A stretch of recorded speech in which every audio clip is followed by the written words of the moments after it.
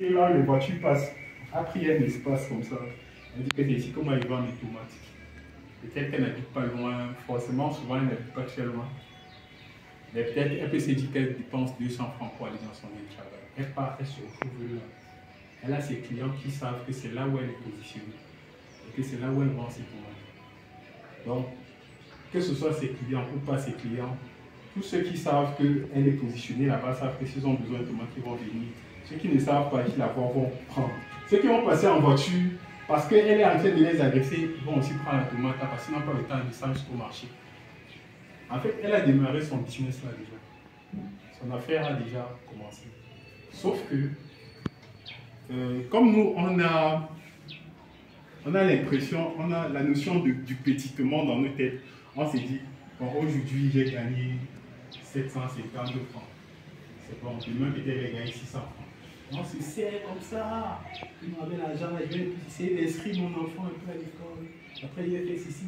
Tu te confines dans ça, en fait.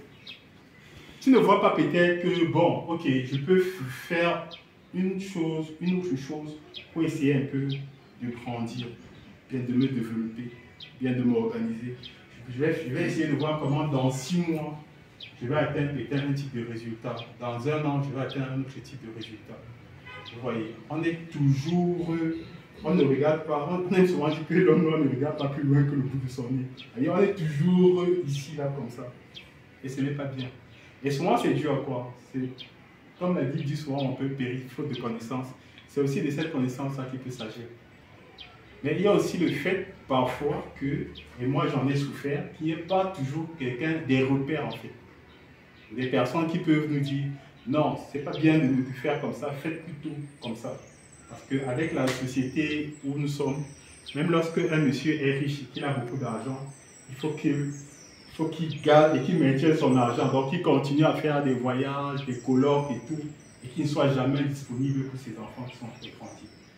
Et les enfants aussi, en grandissant, sont complètement perdus parce qu'ils n'ont plus de repères. Ça, c'est pour les riches, les pauvres, encore, c'est une autre affaire.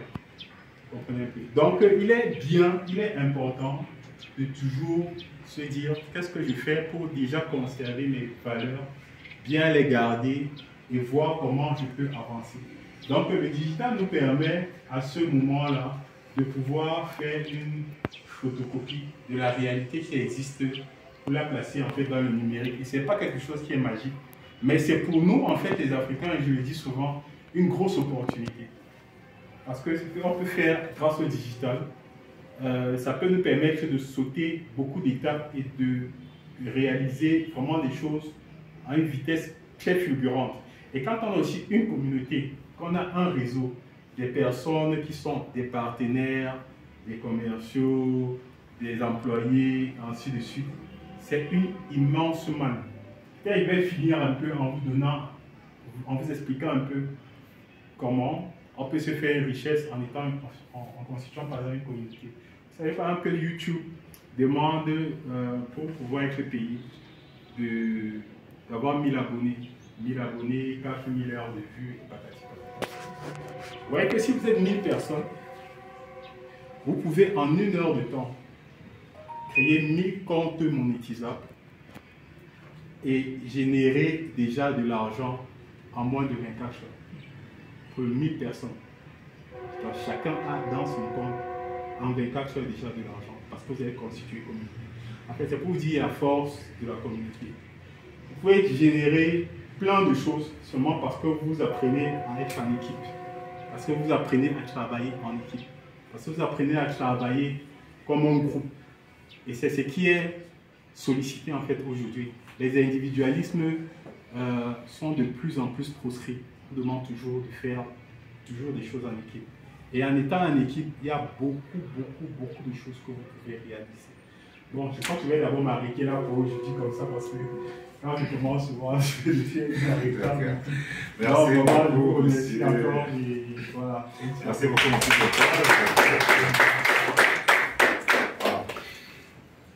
Donc,